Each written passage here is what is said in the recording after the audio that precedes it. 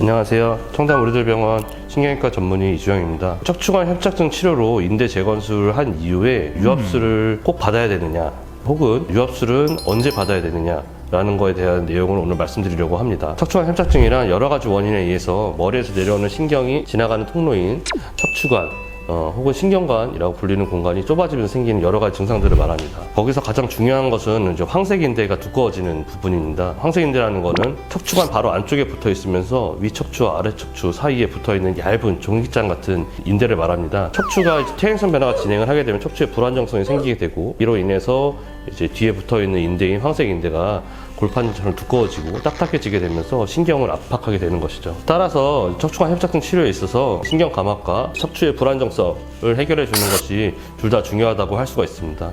우리들 병원에서는 신경 감압술과 인대 재건술을 동시에 시행함으로써 이를 한 번에 해결할 수 있습니다. 수술은 전신마취하 약 4cm 정도 정중선에 절개를 해서 두꺼워져 있는 황색인대를 제거하고, 망가진 인대가 이제 통증을 유발하고 척추의 불안정성을 유발하기 때문에 망가진 인대를 제거해주고 인공인대를 통해서 척추의 안정성을 찾게 되는 수술이라고 보시면 될 것 같습니다. 인대 재건술의 장점은 환자 본인의 관절을 유지하면서 유연성을 함께 유지할 수 있다는 점입니다. 사람의 척추라는 건 결국 이제 하나의 유기적인 다분절 관절이라고 볼 수가 있습니다. 여러 개의 관절이 이제 함께 우리 몸의 기둥을 유지하면서 같이 나눠서 일을 하고 있다고 보시면 될 것 같습니다.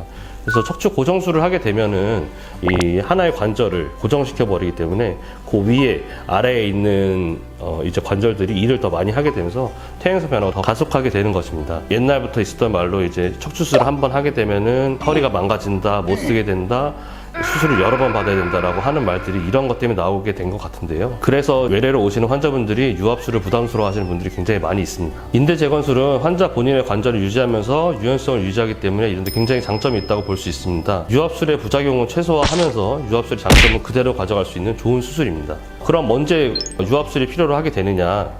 그거는 이제 사람마다 좀 차이가 있을 수가 있습니다. 척추의 퇴행성 변화는 사람의 생활 습관 그리고 인대 재건술 이후의 관리 방법에 따라서 사람마다 차이가 있습니다. 퇴행성 변화가 진행을 하게 되면은 인대 재건술만으로도 충분히 허리를 잡아주지 못하게 되고, 따라서 환자분을 위해서 유압술이 필요로 하게 될 수 있습니다. 하지만 이 확률은 통계적으로 약 4% 정도에 불과합니다. 따라서 인대 재건술 이후에 유압술에 대한 부담은 내려놓으시고 생활습관 개선 및 운동치료 등을 통해서 충분히 좋은 결과를 얻으실 수 있습니다. 오늘은 인대 재건술 이후에 유압술이 언제 필요한가에 대해서 자세히 알아보았는데요. 언제든지 아프시면 참지 말고 우리들 병원에 내원하셔서 치료를 받으시기 바랍니다. 이상 신경외과 전문의 이주영이었습니다.